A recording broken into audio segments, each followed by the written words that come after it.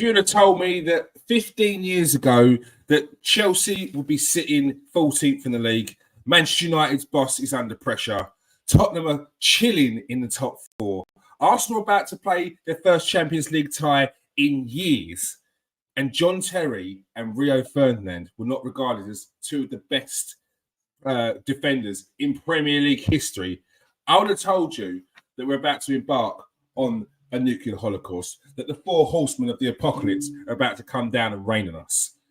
But no, it's true. It is true.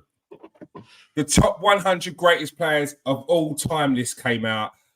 I did a greatest players of all time list the other day, and about 6 of those players are not even in that top 100. I'm stunned. We're here to talk about the debacle that's happening at Man United. We didn't think this would go on, but it seems like it's going to turn into more of a soap opera mini-series than what's actually going on at Old Trafford. We haven't spoken about the Anthony interview, and there's more coming out of Man United today, which we're going to be discussing as well. I'm joined by Garth. How you doing, Garth? Yeah, mate. Been better as a football fan. I'll tell you that much. I've been better. I mean, I need a DeLorean, bruv. I need a DeLorean. Take it back to 1993. Let me start again. You know what I'm saying? Let me have the 20 years. Let me have them 20 years again as an adult this time. Yeah, I bet you wouldn't mind that. It's one thing I wouldn't enjoy is going back in a DeLorean and reliving Man United dominating English football. We go to the late 90s. Early 2000s, and I'll be happy to enjoy that one again. Who we've got in the comment section so far? I've got Noah. How you doing, Noah? Who's number 1? Who's number 5? We're going to get into that soon. Now, and I think you're going to be stunned, more as stunned as we were. But first and foremost, we couldn't start the show without talking about the Anthony issue. We've spoken about last week. It was. Or the week before, we speaking about Jadon Sancho and how his career at Man United looks to be over. And then I think we was just about hearing the Anthony stuff as well. But then, out of nowhere, Anthony releases an interview. I don't know who advised him, but I couldn't believe it. It's when Garth told me that Anthony's done an interview, I rushed straight to my phone and saw a 2-minute clip. And in that 2-minute clip, he's just done himself over, really. He's done himself over in the space of 2 minutes. And it was the reason why Manchester United released their statement, and basically he's forced their hand to get the ball moving on essentially sending him out on gardening leave. Garth, what were your thoughts when you first saw that interview with Anthony? The interview, listen, obviously, before anyone else, innocent until proven guilty, due process, all of that, I agree with you. But the interview itself was a disaster class in PR. That was like, if we're just talking about the interview itself, in that interview, he admits to putting hands on a woman. Like, he admits it. He outright says, yeah, I grabbed her to control her. Now, obviously, some people will be like, oh, yeah, but what if she was this? What if she was that, mate? Unless she's coming at you with a knife and your life is threatened, there's no excuse for it. There's no excuse for it whatsoever. Like, there isn't, and I don't care. Putting hands on a woman is something that I can't abide, period. I mean, yes and no. Just quickly what Travis is saying there. Yeah, he ain't been great for us, but it's better than having Bruno Fernandes on the right wing at the moment. Like, he actually does the defensive work he does a lot of work on the pitch that you don't realise, because he's meant to be an attacking player and scoring a lot of goals and making a lot of assists. He doesn't do any of that for us, but his defensive work is a lot better than most players out there. But yeah, I mean, awful suggestion. Yeah, suggestion. It was an awful suggestion, and like you said, I think you pointed out one of the things to me. For me, the obvious thing was he says, "I grabbed her," and immediately as he said that, I was like, "You're done there. You're done," because your perception of a grab may be soft, but you don't know. She might bruise easily. You don't know what you think is soft could actually be a hard grab. So that's evidence number one, and you've admitted it. And the one that you said to me was, but did you listen back when the reporter said about the verbal abuse, and he was quite dismissive of it. And I looked over it again and I was like, oh God, because he does. She mentions the verbal abuse and he goes, I said things, she said things, and it's like, oh God, this is not good. This is not good. No, and for many people out there saying, oh, what are Man United doing? They can't suspend him. Yeah, they can. He's got 2 opening police investigations on him, one with Greater Manchester Police, one in Brazil. And he's come out in an interview and said that about how he doesn't believe verbal violence is violence. Because that's how he was so dismissive. It was like, would you class verbal violence as a type of violence? He's like, man, I mean, what is violence? Like, what is violence? Like, so you've got to suspend him. It's not even suspension per se, but Brazil have dropped him. You have now, as a club, as any business would, you have to put him on paid leave until these allegations are proven to be true or false. And you have to. And this is my problem now is there's people, because one of the charges has been dropped already, apparently, of the 3. And people are like, oh, we can see him back in a couple of weeks. It's like, no, because the big one, his ex-missus, the one who's saying that he threatened to throw her out of a car and kill their baby and dislodged her breast implant. And that's the one who said he grabbed her and smashed her head against the wall. And like he's now saying he did grab it. Exactly, he's saying you don't know what you can't have him playing until these allegations are put to bed one way or the other. I see people out there talking about Mendy. That's a different case. Different case. You can't compare Mendy with the Greenwood, with the Thomas Partey, with the Anthony. They're all different cases, and each one of them are at different stages, and each one of them have now got different levels of evidence. The Greenwood one evidence was out there. Like, we know who that was in the photos and the videos, but they've withdrawn a statement. So he's back playing football. Man United really, honestly, didn't really have any leg to stand on there, and they had to move him on. You're saying that he's going to come back eventually once the dust settles. It could possibly be a situation like that. I'm not 100% on that, but I can see it. I can see it happening, bro. Sorry. You can see him just throwing out another statement to see what how everything is, basically. It was the way they said in their statement, we believe that he is innocent of the things that are said against him. And I'm like, oh, that's you laying the groundwork for in a year's time. He's rehabilitated. He's such a lovely boy. He's only 22. Like, he deserves a second chance, all that nonsense. So I can see him, but I'm not 100 on that. So yeah. The Mendy one, there was no evidence that was out there until the court cases, and he went to court and was found not guilty. And the Thomas Partey one is the same situation. There's no evidence that's out there, and it's not even gone to court yet. So you've got to take these situations all differently, case by case. And the fact that Anthony has now come out and spoken, Man United have to act on that. They have to act on that. If Thomas Partey had come out and spoken in the situation and said some of the things that was accused of, and he was like dismissive of it, I was like, this happened and that happened, Arsenal would have to suspend him as well. They'd have to put him on garden leave because he's spoken out. That's the problem. Anthony's spoken out and he's forced Man United's hand. I think the other thing with Partey as well is technically we still don't actually know. It's never been brought out in public or in the newspapers or anything that it is Partey. We know it is, obviously, but that one's completely under wraps. You don't really know anything that's going on with that case unless you do a deep dive on it. You know what I mean? And as you say, no charges brought forward thus far, etc., etc. It's as you've already said, I couldn't agree more. They're all very different scenarios, very different cases, and they have to be dealt with in very different ways. So, and more drama with Man United.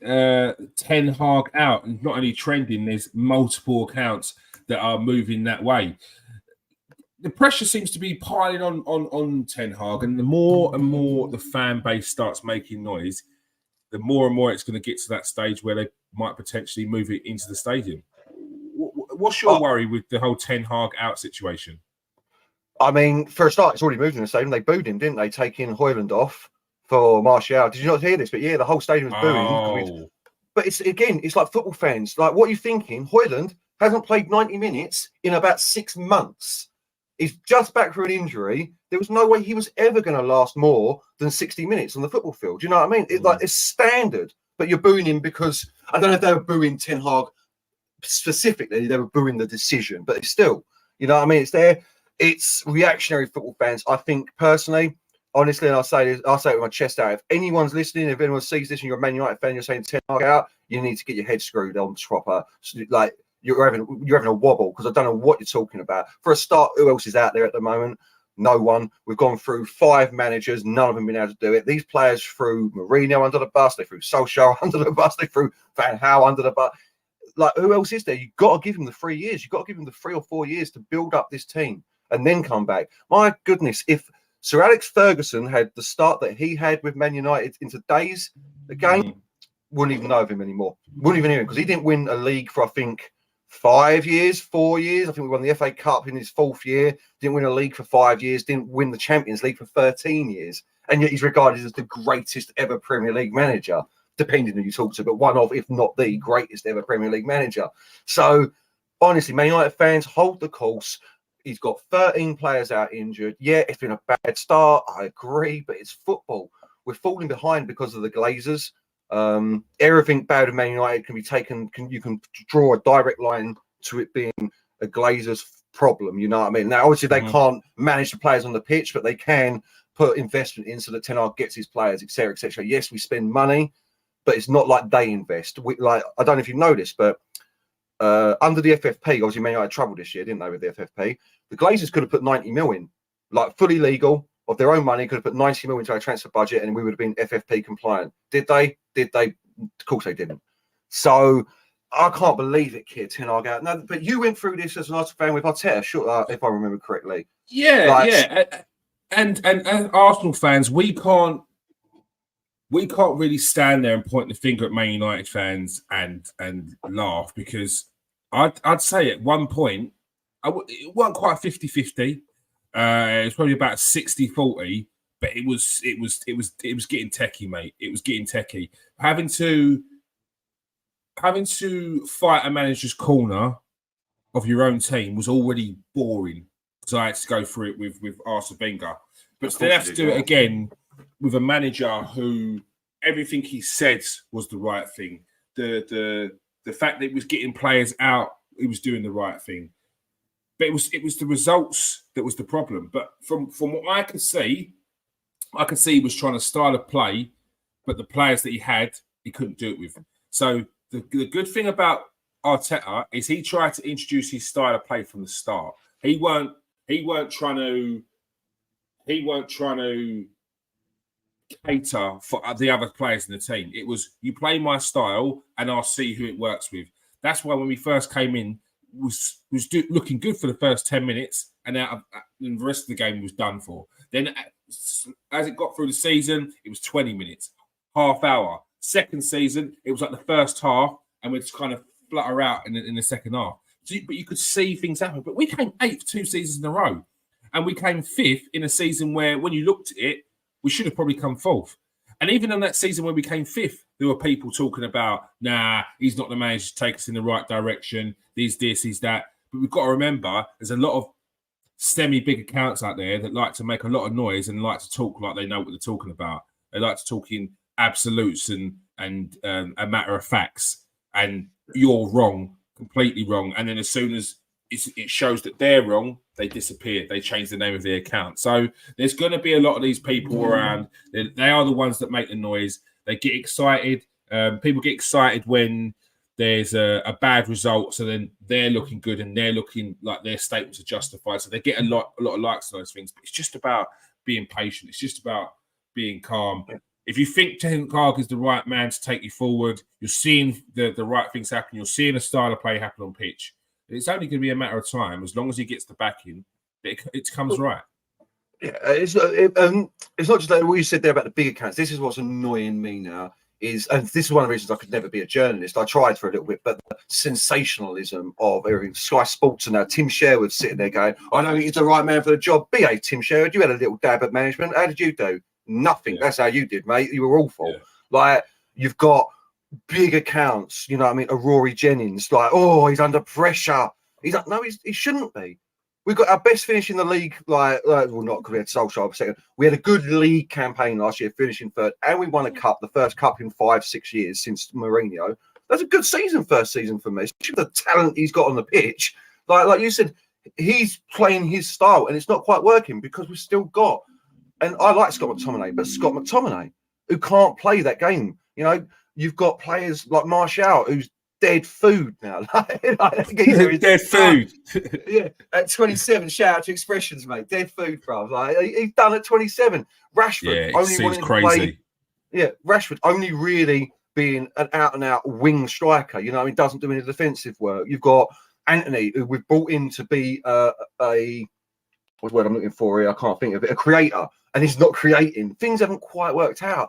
And to have what I would class as respectable, as what big accounts I would like to think were respectable, TalkSport, Sky Sports, big YouTube channels, big Twitter accounts, just jumping on this Ten Hag bandwagon, Ten Hag out bandwagon is disgusting in my opinion. And if they're actual Man United fans doing that, I don't know what you're expecting. This is one of the ones where like I almost wish it would happen so you can see what comes after, because it's nothing but down after Ten Hag in my opinion. You know, like, unless a miracle happens, it's nothing but down. So, yeah, it's a tough time. It's silly in my opinion, but this is what we come down to: the reactionary.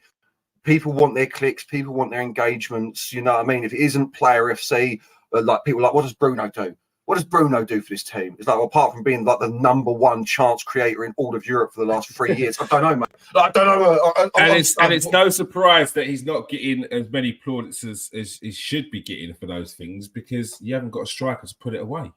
And you're not scoring goals, exactly. It's madness, you know. I mean, whoever that fellow we signed from you though, as well, the doctor, he's a plant. There's no two ways about that. Like Arteta's paid him off, bruv. He paid him off, mate. He paid him well as well. I want HR, revenue and customs having a look at his bank balance. I need to see, because I ain't happy with that at all. But yeah, listen. I suppose as you get older, you can be more patient. You can be this. There's a lot of Man United fans. I do forget this is what I said on the Diction United show. There's a lot of Man United fans that haven't seen success yet. You know what I mean? Who started supporting Man United in the last 10 years, last 12 years. They got the end of Fergie, but they don't remember the glory days. So maybe it is a little bit. I can sit back and reflect on that. But yeah, patience, people. If 3 years time, if we're not doing anything, then like this first season to 2 years time, this season, next season, end of next season, if we're still seeing the same old, yeah, I'll agree with you, Ten Hag out. But doing it 4 games into the second season, madness. It is madness. Arteta's right, Tosa's Garnacho on the right, and Travis says Palestri. What is the answer to that dilemma? There's a gaping hole on your right wing. We know that Jadon Sancho's not going to be coming back. Anthony's done for in that position. So short to long term, who plays there? Do you know what? If we're sticking in the same formation, Garnacho he's a bit like Rashford. It doesn't feel like he's as effective on the right wing as he is on the left. So it would be Palestri for me, with Ahmed Dallo coming in when he's back from injury as the other backup, and then Garnacho as Rashford's backup. But yeah, or Garnacho. I'm with Travis. For me, it's Palestri. But with the state of our team and the way it is at the moment, I feel like maybe he needs to look at a diamond. Like, I really do. Yeah. Like two up top, Rashford and Højlund, and then Mount directly behind, or Mount or Bruno directly behind them, because Mount's back in a couple of weeks, and then playing Casemiro, Amrabat, and Eriksen in behind them as the three, because one more, we haven't got the fullbacks either to play this at the moment. This is the other problem. We've literally got Dallo and Reguilon as our only fit fullbacks. Aaron Wan-Bissaka's now down for 6 to 8 weeks. Luke Shaw's not back until Christmas. Malacia's not back for a long time, apparently.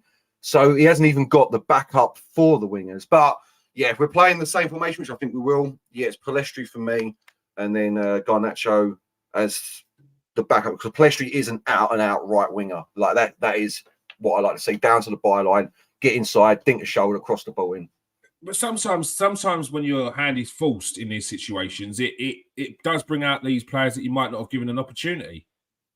Yeah, 100. Palestri deserves his minutes. Like, he played for Uruguay. I mean, we're still talking about Palestri here. I think he's a good talent. And at 21, coming on 22, it's another one of these players that if we're not going to play him now, when we've got no one else, then what's he doing here? Why have we got him? What's the point? Like, the kid's 22. He has a talent. Sell him. Let him. Like, Fergie was king of this. I've said this to you before. Like, if he thought a player was good enough to go somewhere else, he'd let him. Like PK. We had Ferdinand and Vidic. Yeah. And we sold him to Barcelona for 6 mil because he was like, do you know what? I might as well get some money for you now before your contract runs out, because you're never breaking into this team no matter how good you are when I've got these two in front of you. So yeah, Pellistri for me first. I actually like him a lot though, but I know there's a lot of doubt in the fan base whether the kid can do it, but I think he can. And then Ahmed, I mean, we signed him for 37 million. What was Yeah, it? no, it's crazy. 3 years ago now. He's played Yeah. like 7 games. It's ridiculous. And he was a lone spell at Sunderland last season where he looked pretty good from what the Sunderland fans were saying. He was in the conversation for Player of the Year in the league, wasn't he? I think he won Player of the Year for Sunderland. If I could be wrong there, but like they loved him there, and he done really well. At a poor time in Rangers, I'll give you that. But I think he scored double figures for Sunderland, or 9 or 11 goals he got with a few assists as well. He's got the speed, he's got the trickery, he's got everything apart from size.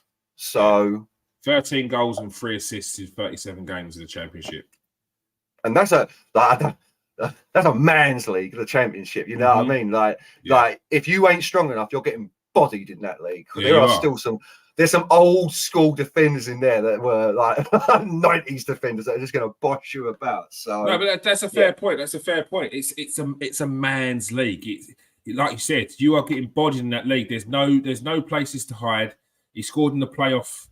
He scored in the playoffs as well. So I think it is time to give these kids a chance. Look, you spent big money on Diallo.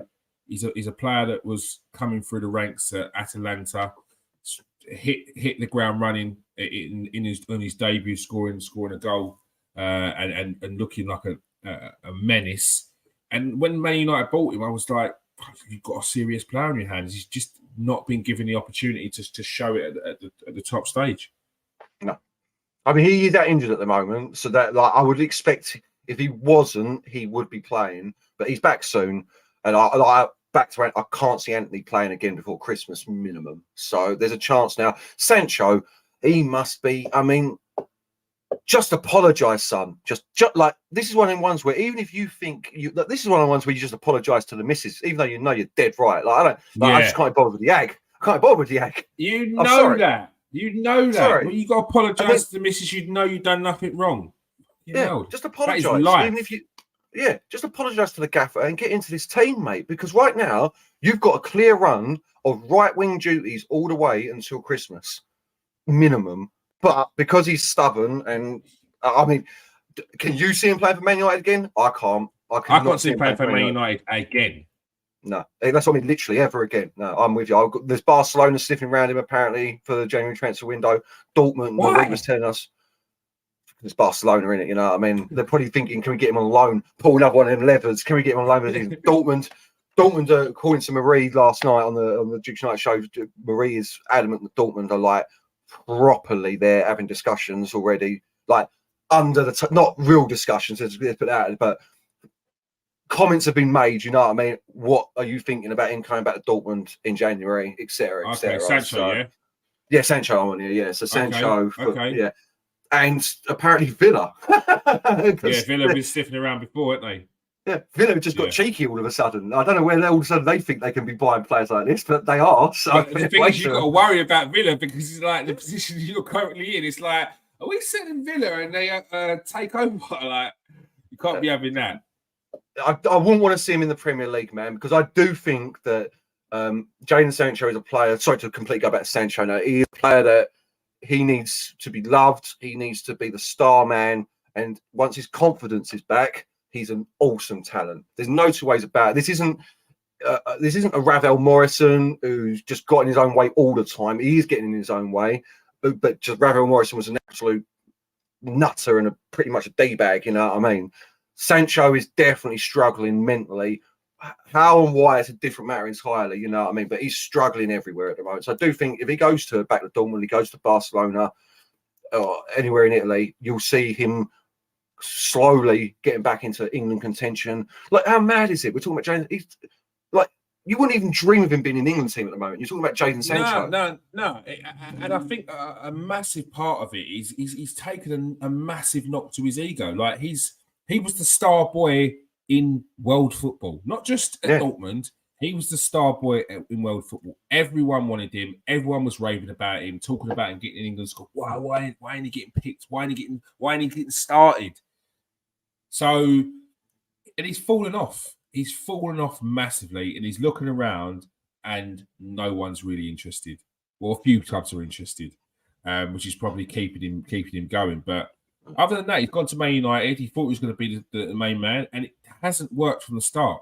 Like from the start, there's not been a good patch where you can go, do you know what? We could get something out of him here, because there's not been a solid run of 5-6 games. No, one or two here and there.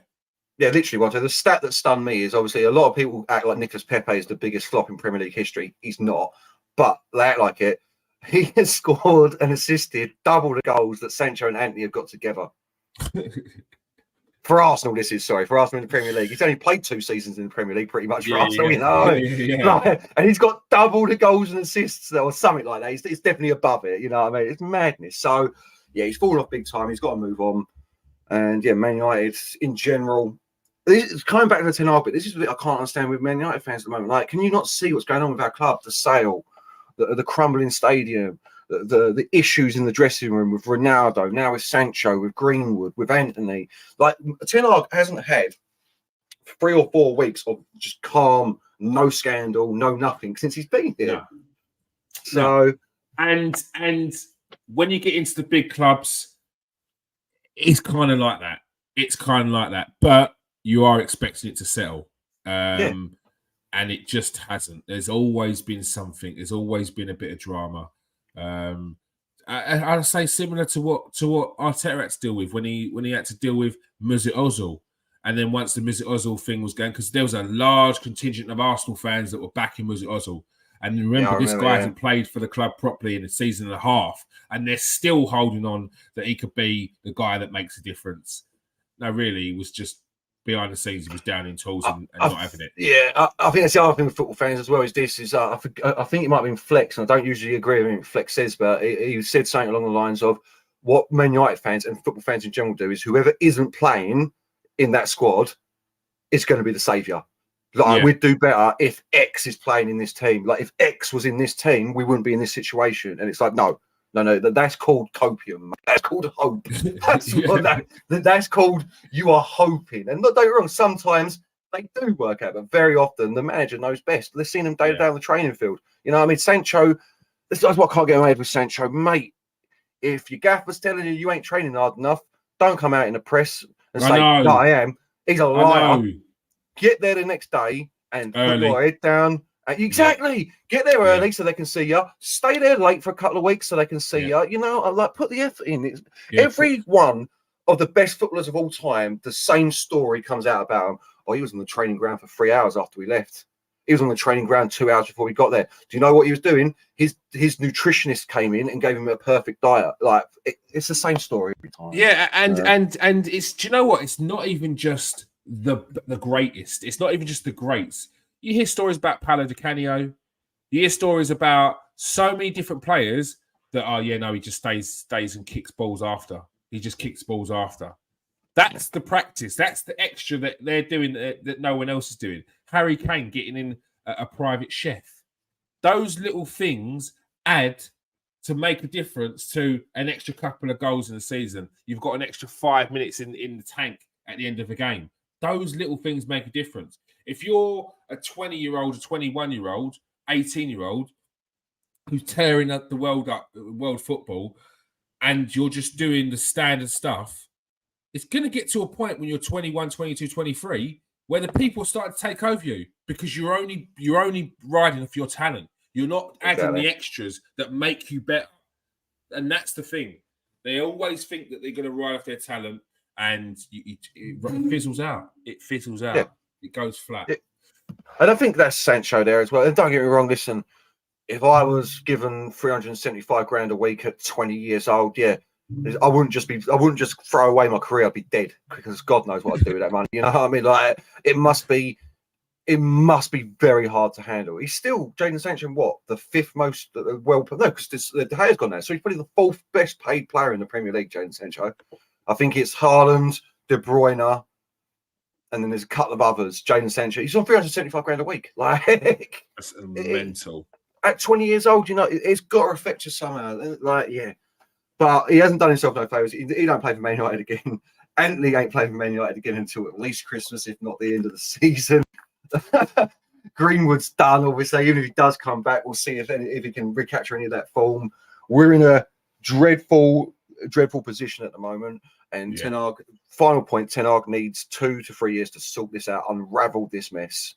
Yeah, it does. But he needs the backing of the Man United faithful. They need to make sure they're getting rid of the players that he doesn't want the club anymore and actually bringing in the players that he wants in. Because it's one thing that Arsenal did under Emery is they started to fiddle around with some of the players that he wanted and started to get some of the players that they thought would be better for the club.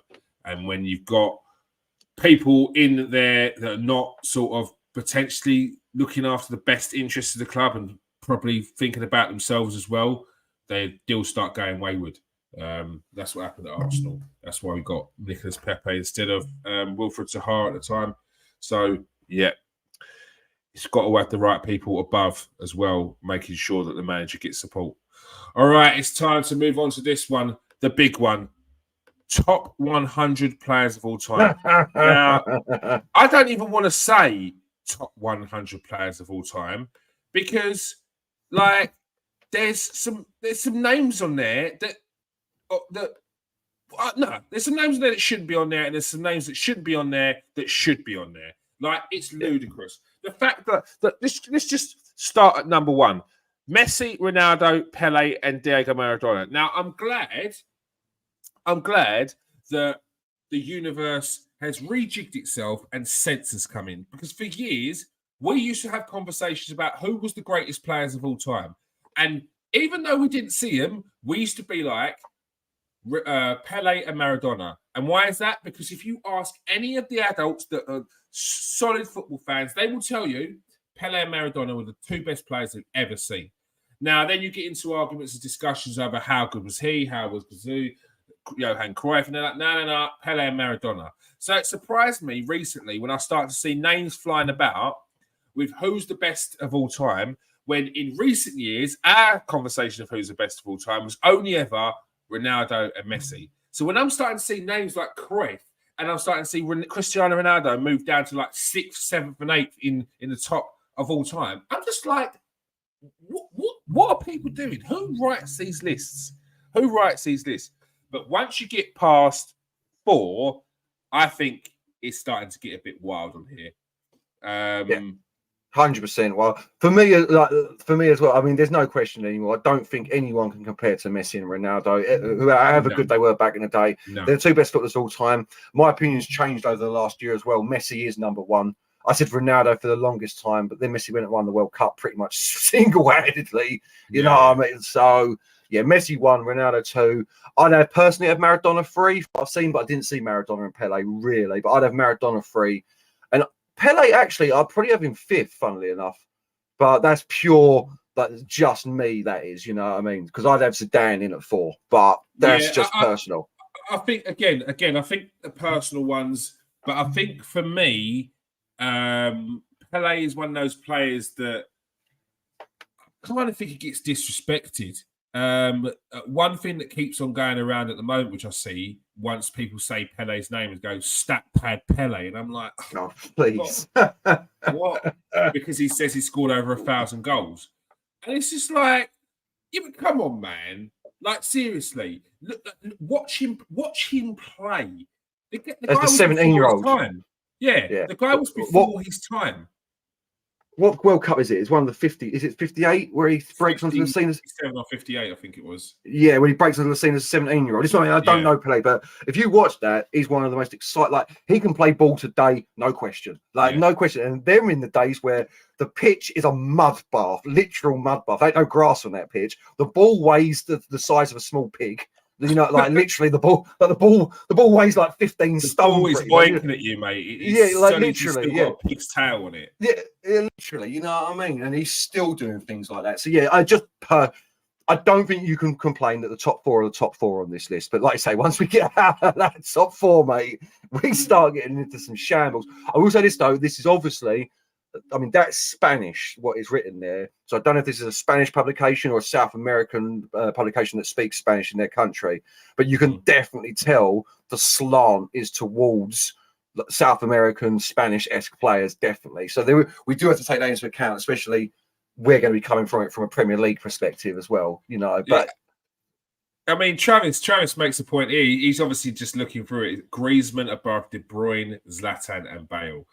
And there we go there. I would urge people to go and check out a video called Pele Did It First. It's basically a breakdown of all the skills that you see your favourite players do today. Pele was doing it back in the day as well. But let's just go through this list. Xavi in at 6. I'm actually quite surprised at that. Too high, far too high.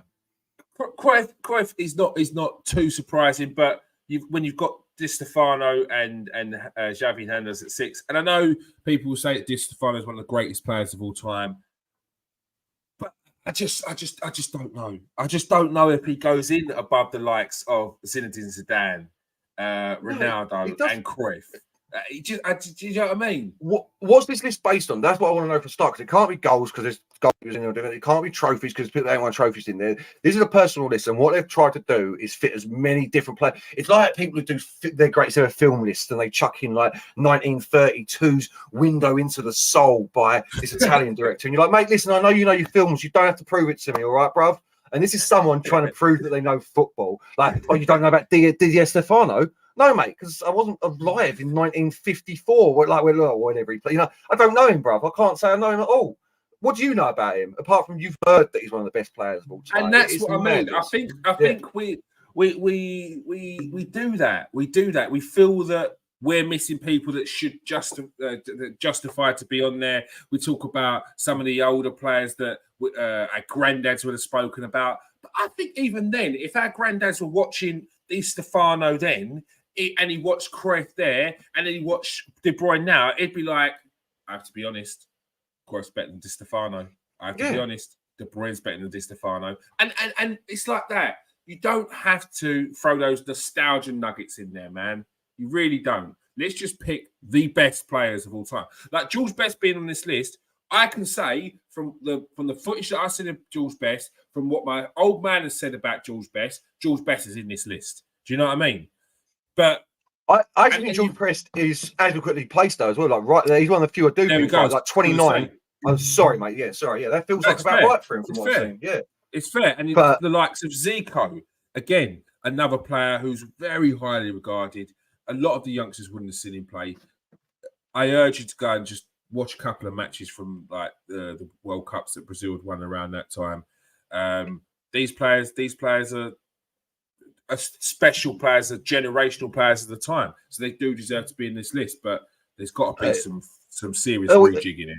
It's funny how you said Zico, because the one below him, which is Giuseppe Meazza, he played in 1927. He played. Like, I'm sorry, you can't tell me. Like, however good he was then, you can't tell me that he's better than Zlatan Ibrahimovic, Robert Lewandowski. He isn't. I'm sorry, because he can't have been, because football then was football then. You know what I mean? There was only the best of it. So what they've done, tried to pick players from every generation, every country possible, to make it look like it's the complete list, and you don't know ball if you don't know this player. You know what I mean? Like, the big one for me, I mean, let's start getting into some of the ridiculous ones. Angel Di Maria in at 17. They've got him as the greatest. I've got that written down. They've got him as the greatest ever winger. If you look through that list, you know, I mean, depending what you class Cruyff as, depending what you class Ronaldo as, they've got basically as out and out winger, Di Maria, the greatest ever winger. Behave yourself, so Di Maria is a better player than Gabriel Batistuta, and I'm just going off the back of Argentina versus Argentina. Yeah. Batistuta, the mission I've got. Yeah, Batistuta. I've got that. No, one of the bigger missions. No way. Of course he isn't. You look at players like Haaland. You look at players like Didier Drogba. If you're excited by those players, you'll be excited by Gabriel Batistuta if you haven't seen him. Gabriel Batistuta was like the modern version of that bully, scores goals from all angles of the pitch, from all angles around the area, headers. He's just an absolute monster. Batistuta is hands down better than Angel Di Maria. I'm not having it. So's I'm not Aguero. having it. If we're doing Argentina for Argentina, Sergio Aguero is There better we go. than Di Maria. It's a weird pick out of nowhere. I don't know why he's in there. You know what I mean? But like for me again, Zidane outside the top 10 is a bad choice in my opinion. There's there's a personal one. I mean, do you want to start? Should we get into what was the one that I did see on there? That's madness to me. In 32, Schifano. Like, yeah, right, he won the World Cup of Uruguay in 1950, but you're trying to tell me he's better than you're trying to tell me he's better than the names below him. I Yeah. mean, Now look at some of the names below him. Thierry Henry. Where's Thierry Henry? He's not in the top 50. What are you doing with this list, people? Like, so should we get into the Premier League bias on this? Let's get into the Premier League bias. This one hurts. And you know, when I'm backing John Terry, you know it's a serious, yeah. Because I don't even like to put John Terry. People say I'll do my favorite or the best Premier League team of all time, and I'm going through defenders, and they're like, "You're not going to pick John Terry," and I'm like, fuck's sake. Yeah, I've got to, don't I? I've got to. Because John Terry is one of the best players to ever play football, bar none. Defenders, John Terry is one of the best ever. Just a shame he's a POS. He's just a POS human, mate. That's the problem with him. He's an absolute dog bag of a human being. But this is not what we're talking about. No, we're talking about what kind of a person is John Terry. Charging £500 for people's autographs and dinner with John Terry. Banging your teammates' misses. We're not talking about John Terry as a person. We're talking about John Terry as a footballer, and he was an outstanding footballer. For someone who didn't have much pace, we talk about Bobby Moore. John Terry's in that conversation. I don't care what anyone says. John Terry's in the conversation. If you want to talk about Bobby Moore and how he used to read the game and any of that, John Terry's in that same conversation. And another person who's in this conversation is Rio Ferdinand. Rio Ferdinand is, again, one of the most disrespected centre-backs of all time. You talk about Rio Ferdinand, and the first thing I see people come out of people's mouths is, well, Vidic was better. Different centre-backs, different types of centre-backs. Different centre-backs, mate. When we talk about Bobby Moore is sitting in there at and 75. Zinchenko says Rolls Royce. Rio Ferdinand was the original Rolls Royce. I didn't hear of a defender being called a Rolls Royce before I heard of Rio Ferdinand being called a Rolls Royce. Now all of a sudden he's not top 100 defenders of all time, top 100 players of all time. Now all of a sudden Van Dijk at 65 is classed as the best defender to ever play in the Premier League. Like, what? Because that's the list I've got here. I've got Van Dijk down there. But for me personally, I'm having Ferdinand, Terry, Sol Campbell, Vidic, and Stam all above Virgil van Dijk. Where's Ashley Cole? They're not in there, mate. We're going to get into this. Cole? The best left back in the last 25 years. It's this Right. like it's a Mate, I'm saying the best left back of all time. I can't argue with it off the top of my head at the moment. He's in the conversation. He's in the 100%. Conversation. And he's right up there in the conversation because I don't know, a lot of people put Roberto Carlos in there, and it's like Roberto Carlos was a winger who played left back, and he wasn't the best left back you ever saw either. You saw him score one free kick against France. He never did it again. He literally never did that again. Like I think he had like 100 free kicks or something in a row before he scored another one, something stupid like that, or 83 like something mental like that. Yeah, good player. Don't get me wrong, but yeah, I mean personally, I can't think of a better left back. Now you said that, Stuart. Like I'll always put Ever up there, but he's not as good as Ashley Cole. The next one, just a little bit down from Ashley Cole, but he was definitely below Ashley Cole's peak. For 5 or 6 years, Ashley Cole was without a doubt. If you were doing a World 11 and you didn't put Ashley Cole in at left back, you've lost because he is the best left back in the world. Yeah, the best left back in the world. So, and this isn't just Premier League bias because the big one. Let's get into the big one for me. Falcao is in here. I get where. I get where he is. Sorry, by my language. 2 seasons he had. He had 2 banging seasons. Wayne Rooney don't get into the top 100 players, but Falcao does. I didn't see that. No way. Wayne Rooney's not in there, mate. Wayne Rooney's not in there. I'm sure of it. I've gone through it. I could be wrong. I have not seen him yet. And if he is, he's down in like the 80s or something. But I haven't seen his name at pop up. There's no Wayne Rooney in that list, mate. How is Wayne Rooney not in this list? one of the most disrespectful. You've got Diego Forlan in at 44. Oh, yeah, no, I see that. I see Diego Forlan. A 46, Diego 46, Forlan. But Robin. no Wayne Rooney. I'm looking through this quickly, and I would have put Robin higher than the people that are before him. 100%.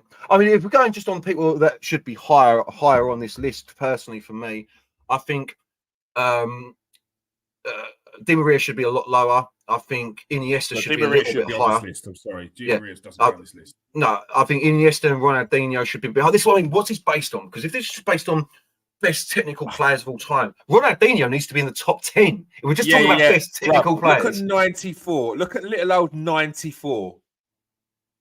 Philip Lahm, the best right back, probably the best right back of all time. Probably the best. Second best behind Lilian Thuram, but that's just a personal opinion. Oh, okay. Thuram, Thuram ain't on that list, mate. They say he ain't on that list. It's madness, mate. Like, so the Premier League, I worked in the top 50. There are 4 Premier League players, of which none of them you could. Maybe Luis Suarez, you can say his best was in the Premier League. Forlan, who never done it in the Premier League. Suarez, Modric, whose best years were at Real Madrid, and Ronaldo, whose best years were at Real Madrid. So in the top 50, they've got no what you'd call Premier League legends. No Rooney, you know what I mean? Top 100 players of all time, I think we would have thought you might see Michael Owen sneak in there as well. Someone like that, you know, like Ballon d'Or winner. Like, I would expect to see him sneak in there somewhere, personally. But no Michael Owen, no Wayne Rooney. Shearer, one of the greatest goal scorers of all time. No, like... And you can go down the list. You can start talking about players, whoever you want. Like I say, Aguero's down in 90 something. Kun Aguero's down in like, what is he? 90. Bang on 90. Aguero sorts it out. 90th position. You're talking absolute rubbish here. But yeah, I mean, who's got Ronald Koeman should be higher on this list. Cafu should be higher on this list, to be quite honest with you. I don't think Bobby Moore should be anywhere near this list. That's what's the word I'm looking for here? That's again, a nostalgia nugget. Yeah, like, listen, there are so many defenders better than Bobby Moore. Yeah, he won the World Cup. I'll give you that. I can't say anything bad about that. But he isn't up there with the best defenders in the world, you know what I mean, of all time. You've got madness. But yeah, you've got a couple of Englishmen in the top 50 as well. So Bobby Charlton, Georgie Best. But obviously, they weren't Premier League players.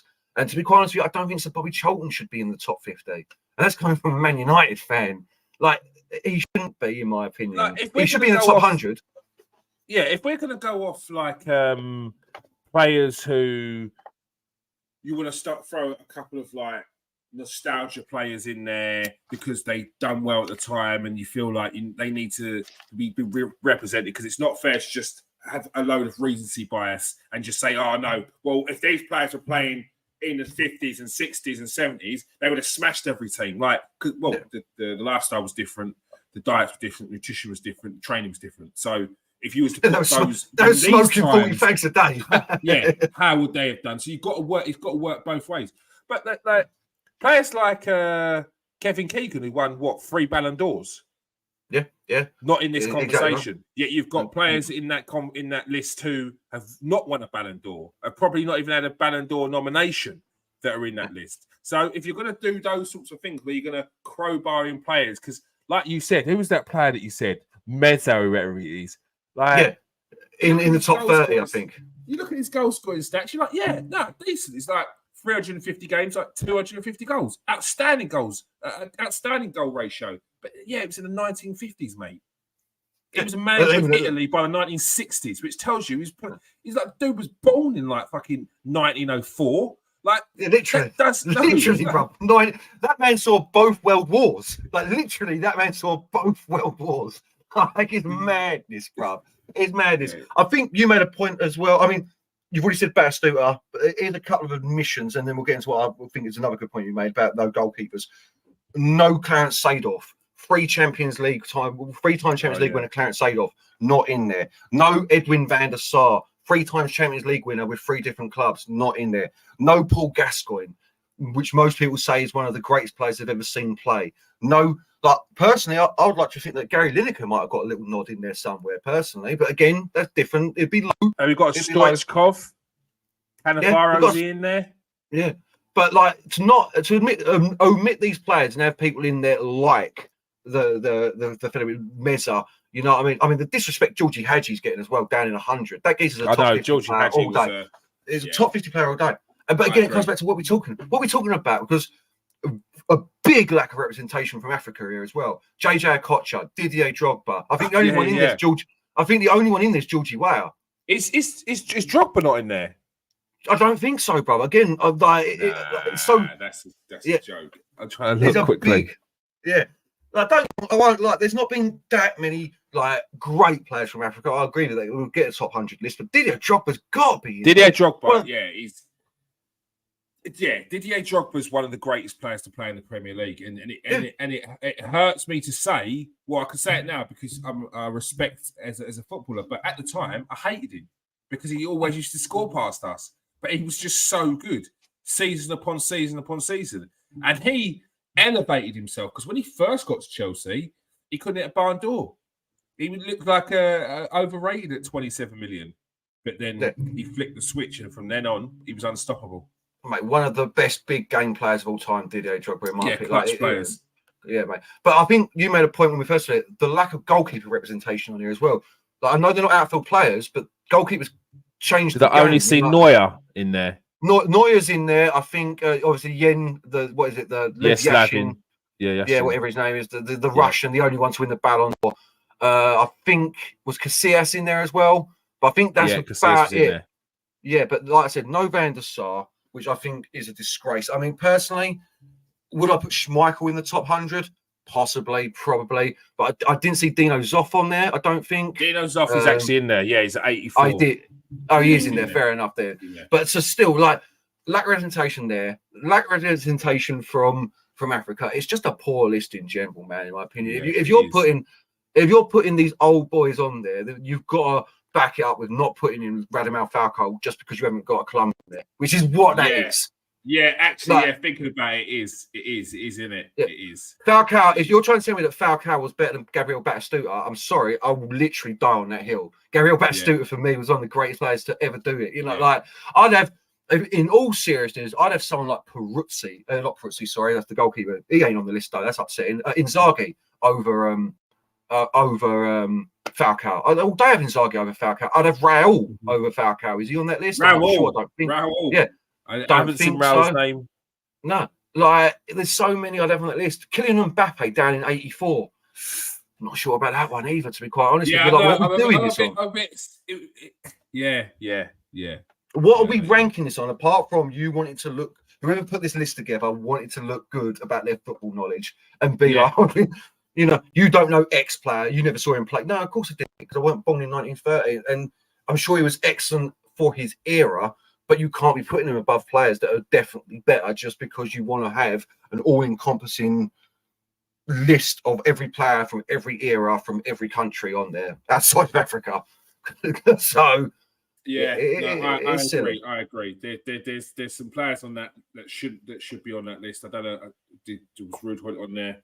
Down in the 80s, mate. Ruud Gullit. Down in the 80s, Ruud Gullit. Stoichkov, I think is a relatively modern player as well, and absolutely destroyed it.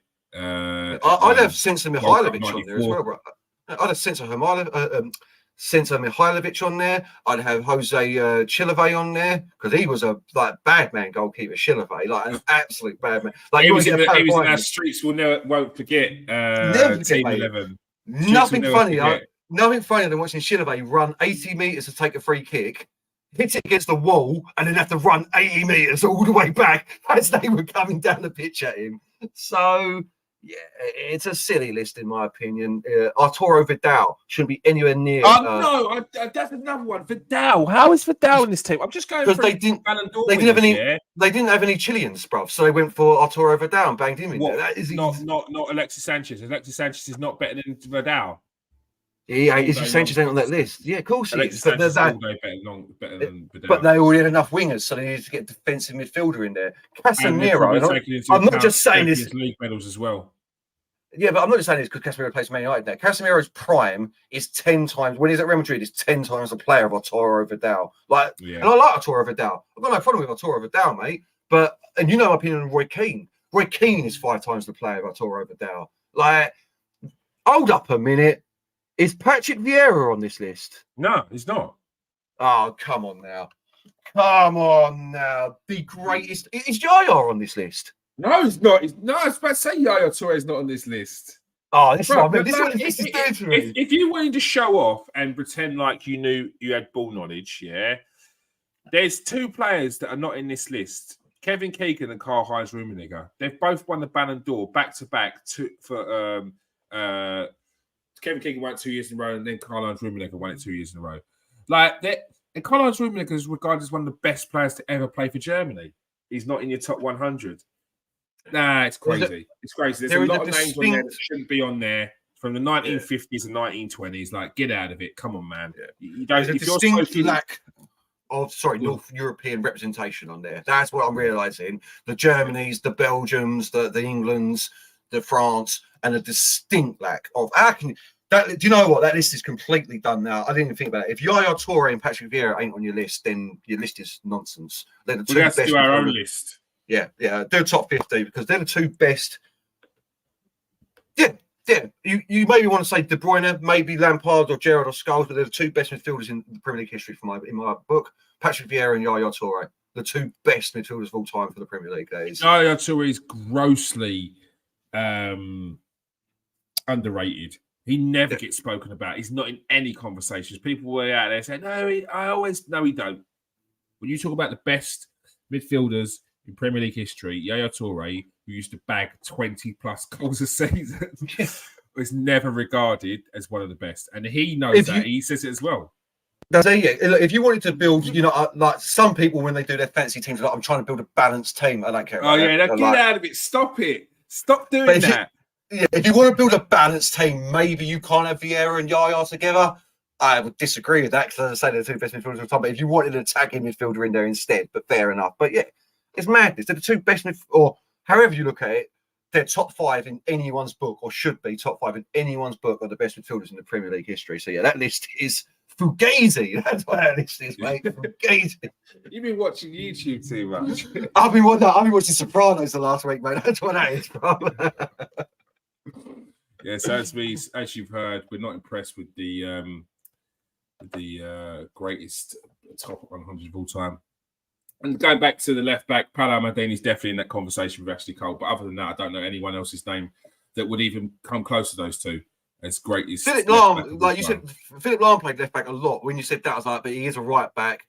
It was that like he was on champ. He could play across the back, and it was like. Would you throw modern player David Alaba in there, someone like that, in for contention for greatest left back of all time? I think I have to wait until his career finished because, like, what is he still at Real Madrid? He's still got at least 4 more good seasons in him. That can make a difference. That could be a difference, especially as they get a bit older. You usually see those performances, those clutch performances in big games make the difference and have you talking about him in a different light. So yeah, we'll have to see. So you're saying Phil Neville's not in this conversation? Then is that what I'm hearing? Bruv, I had Gary Neville as my right back in most underrated 11 of all time. Yeah, that's Gary, mate. I'm saying Phil Neville for best ever left back. That's why I'm going here, mate. Phil. I don't know who you're talking about. He would never. Gary Neville would never exist if it wasn't for Phil Neville and his antics were covering his head. I was never forgiven. Never forgiven. Well, have you heard that? I don't know if you told me this story, but did you hear about Phil Neville was like the greatest cricketer as well? Like he was better than Freddie Flintoff for Lancashire and stuff like that. Like Phil Neville used to be age group. And so did Gary Lineker was apparently an absolutely outstanding cricketer. Yeah, Lineker's a natural born sportsman. He's one of them people. He's one of them. He'd be you'd hate him at school. Tanned as well. Tanned. Good at every sport. Never played rugby in his life. Every sport. Yeah, never played rugby in his life. Picks up the ball, scores 4 tries. So I'm like, They got him as captain after week 2. Hate those people. Hate those people. Let's quickly look at the world of football before we go. News that Mesut Ozil is in contention to potentially become the new manager of, or the new head coach of the Turkish international team, with Joachim Low coming in as head coach, and as Mesut Ozil becoming manager. They do it differently, didn't they? Joachim, they want to do a little bit like a Hansi Flick and Joachim Low at Turkey, with Ozil and Low at Turkey. Interesting times in football. The fact that a player who I would have seen come through the ranks at a club, is now potentially becoming manager. I'm done. I'm done with football. I can't do this because I'm feeling old. I'm watching players start their careers. I'm going through youth teams talking about how this 13-year-old Jack Wilshere is going to be the next big thing. I'm now watching him manage Arsenal's youth team. That's the thing, because it ain't like Zidane. Zidane was sort of playing before I proper got into football. But seeing people like Theo Walcott now, who I remember him coming through as a child. I remember it, and now he's 33 and retired, and I'm like, bro, what are we talking about? What? That was the latter stages. That was when we were starting to get into adulthood. That's when we really understood football. When we was going down the pub and watching football, when Theo Walcott was coming through. Let's not pretend. Oh yeah, I remember a little old Theo Walcott. No, mate, we were getting to. We're adults now. Bro, that's still 20 years ago, mate. Remember that? That's still 20 years ago, bro. So. But yeah, madness, bro. You know what? I was saying to the missus the other day, I remember, like, if anyone plays Football Manager, I'm one of them people. I put myself in the game. And I remember that I used to have to, like, make my age older, because you have to be 16 to play on that game. So I'd have to, like, make my date of birth older than it actually was. Nowadays, mate, the scroll that I have to do to get down to my birthday is a joke, bro. I'm there for 2 minutes, you know. And another one before we go. We may have seen Mikel Arteta stun the world of football by completely moving the goalposts, literally, and changing his goalkeeper week by week. Even claiming that twice in his career he's regretted not changing the goalkeeper in the latter stages of the game, because he wanted to change the direction of the game and wanted a different style of goalkeeper in. What were your thoughts on this one, Garth? Because I know that it had me turning into Inside Out boy and wincing at being a goalkeeper myself. But then I thought about it, and I am a bit of a dinosaur when it comes to football, but I'm one of the dinosaurs that can adapt. I'm not one of them ones that is still stuck in their ways and saying it can't change. But the thought process of potentially bringing in a different goalkeeper in a game, because maybe one goalkeeper is better at his feet, or one goalkeeper is a penalty saver, and you know you've got penalties. It's happened before. What's your thoughts on this one? If he's truthful in what he's saying, which I believe he is, then actually I don't see any issue with it, because you've already said what I pretty much was going to say, which is, for all, like, it might be that you're up against, I don't know, you're up against Stoke, and they're throwing old school Stoke with that, and they're just launching balls in at you all game, and it just happens that Raya is better than Ramsdale at coming out and claiming them balls.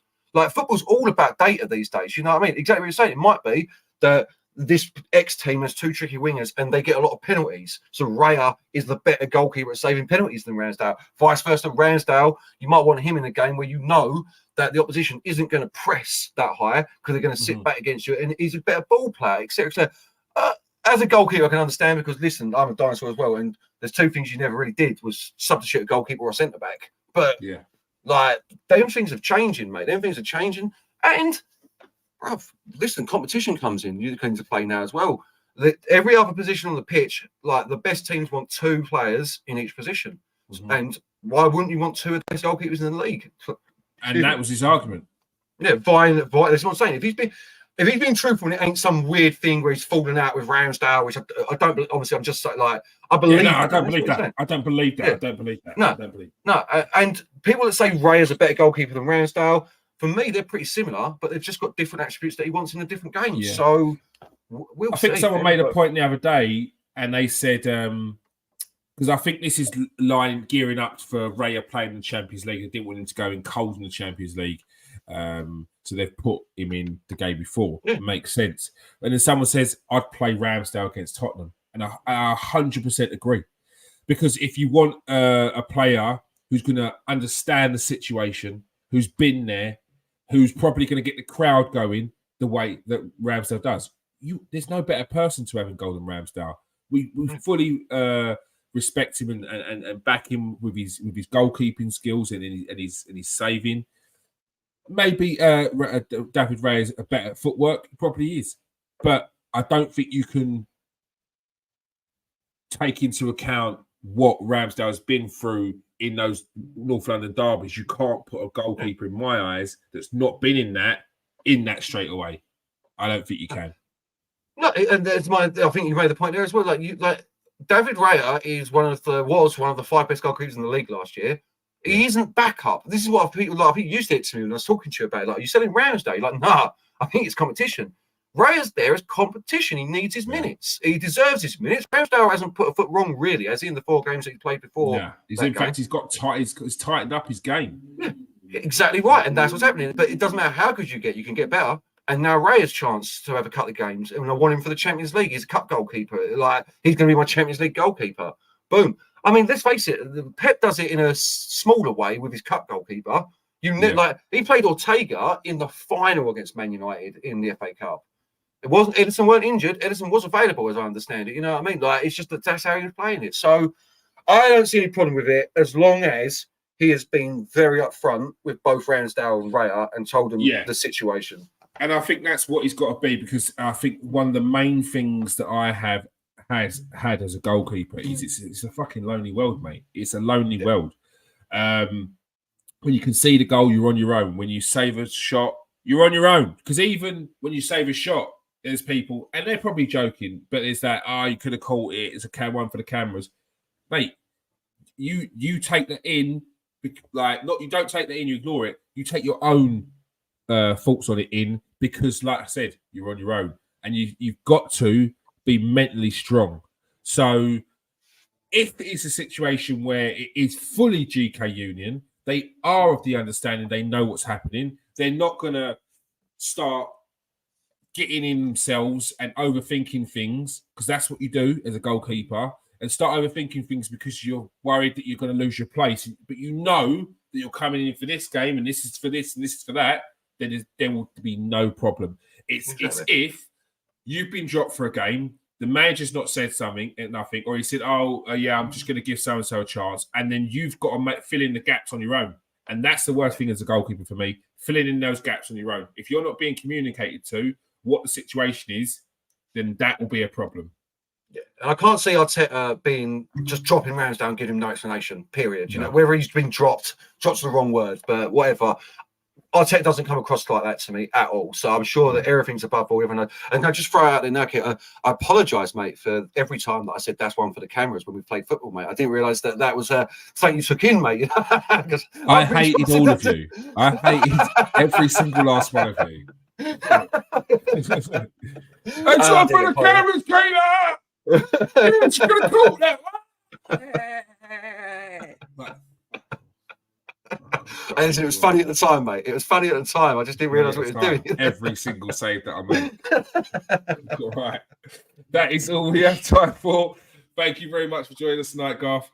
Thanks for having me. Pleasure as always.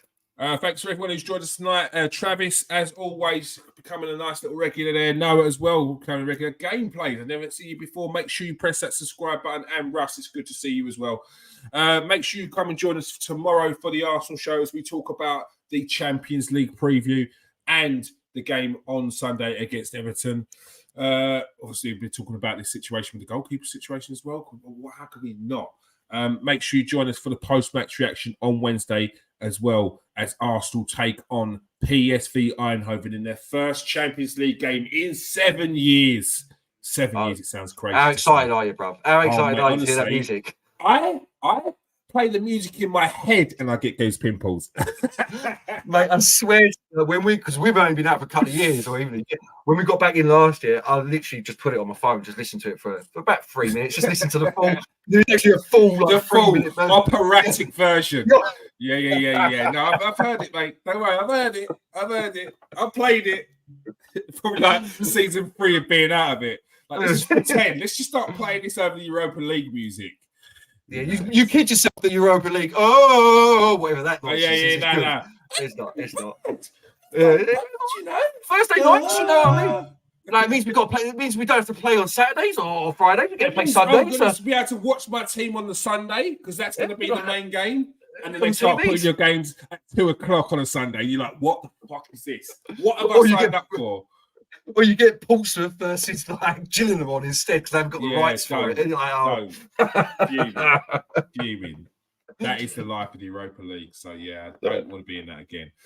All right. Thank you for joining us tonight, people. Make sure you hit that like and subscribe button. And if you are new or regular, press that share button. Just have to press the share button, the clip.